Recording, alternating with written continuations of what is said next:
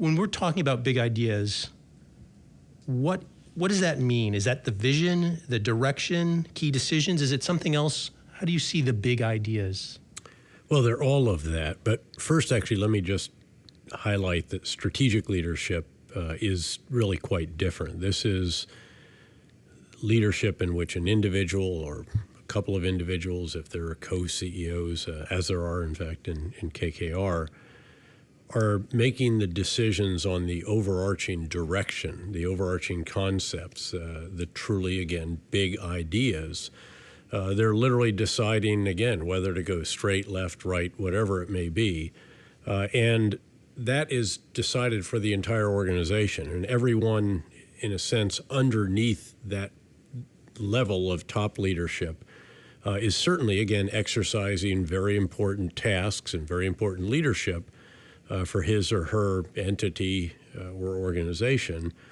But at the end of the day, everyone else is exercising leadership within a context that is established by the strategic leader or leaders.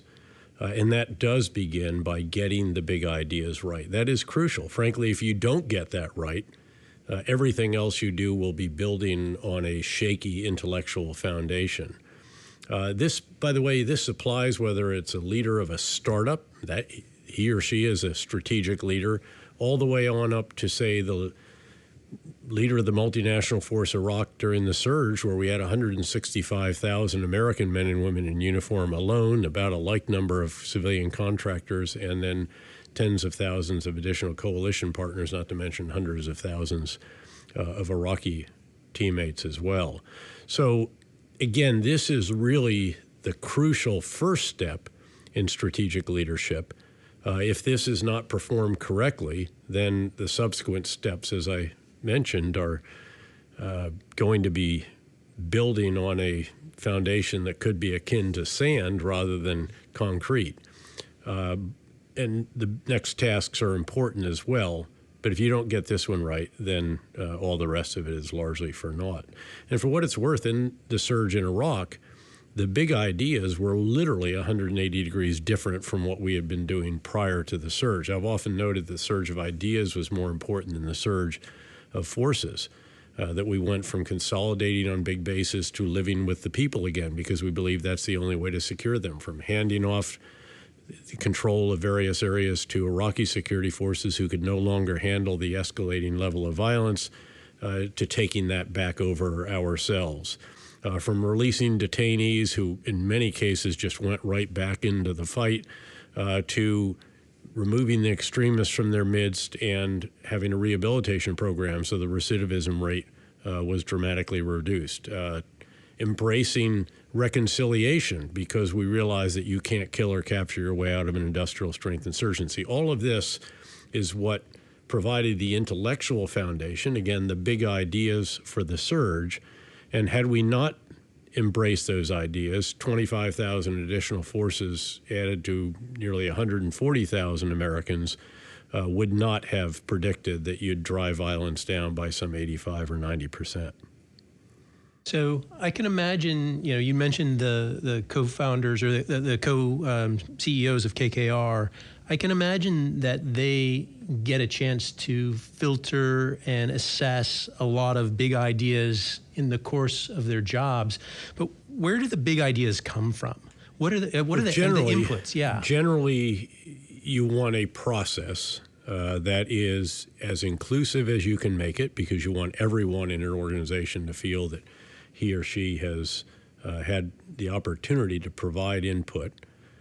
You want it to be transparent. It typically is iterative, so it evolves. And so in the case of the surge in Iraq, I was fortunate that we had a 15-month period where I was back in the United States between the 3- and 4-star tours, and a whole bunch of us had experienced what was going on, recognized we needed, for example, a counterinsurgency field manual.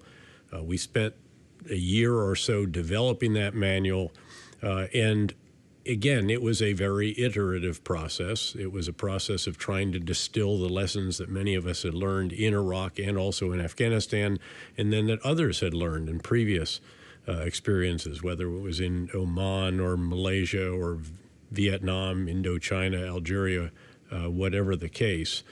And so when we went back for the surge in Iraq, we had actually distilled the big ideas. We had developed them. And you know, then I, as we'll talk about in a moment, communicated them. I actually had counterinsurgency guidance that I issued as the multinational force Iraq commander, and I can give you some examples of that.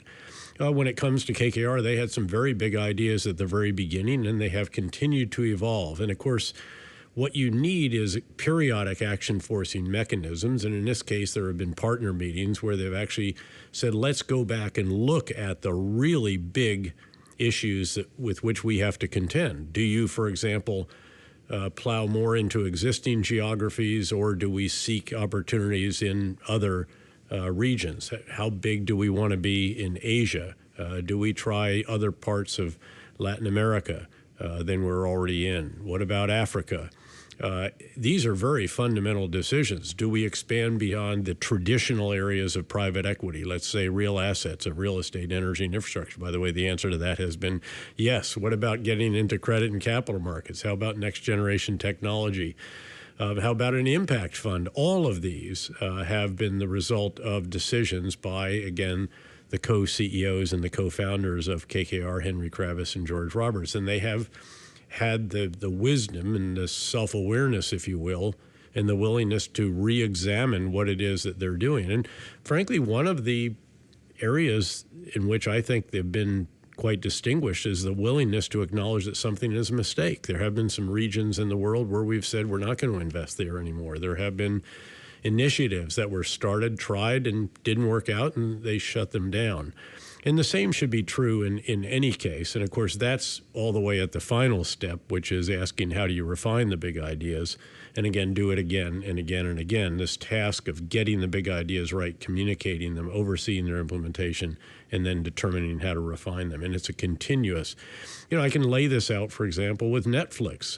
Reed Hastings has reinvented that company 4 different times, and hugely impressively in each case. And I've actually talked to him about this, and he essentially has these steps. And again, they have to be formal in certain respects. At a certain point in time, of course, you have to truly make decisions on the big ideas. You do have to communicate them, again, effectively through the breadth and depth of the organization. All the tasks involved, that sort of the traditional leadership tasks of overseeing the implementation, and then both informally and formally sitting down. And actually, in the case of the surge in Iraq, we had lessons learned team from the Army, the Marine Corps, the Joint Lessons Learned, the Special Operations Forces, the Asymmetric Warfare Group, the Counterinsurgency Center. And they would all funnel in, and on my battle rhythm, as we termed it, 1 hour a month was spent with the heads of these groups, laying out where they thought we needed to make changes to the big ideas, and then obviously to some of the subordinate ideas, if you will, as well. So you can see how this process plays out.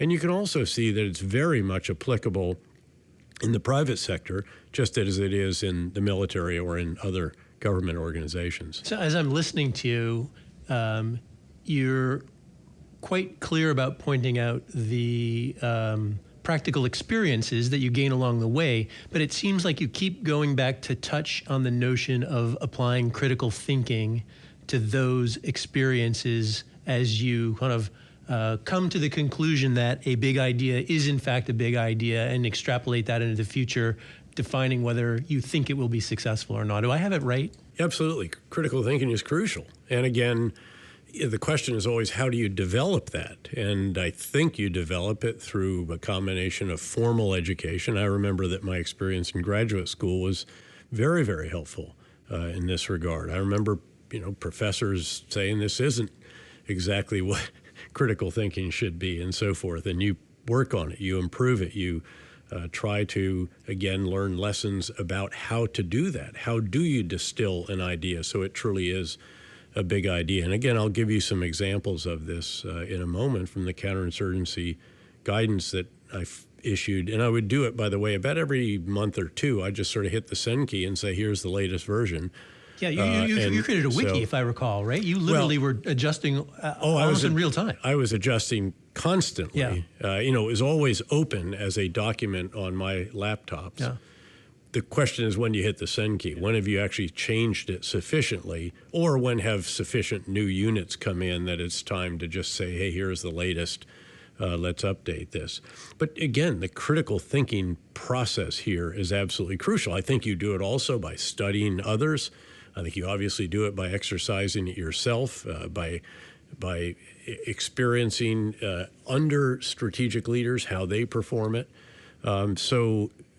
Assignments where, for example, you are, as I was privileged to be, the aide to the Chief of Staff of the Army, or the speechwriter for the NATO commander, or the executive officer for the chairman of the Joint Chiefs. These are wonderful opportunities to observe individuals who are strategic leaders going through these 4 tasks, but in particular, again, that one about the big ideas, which again has to include the skill in critical thinking.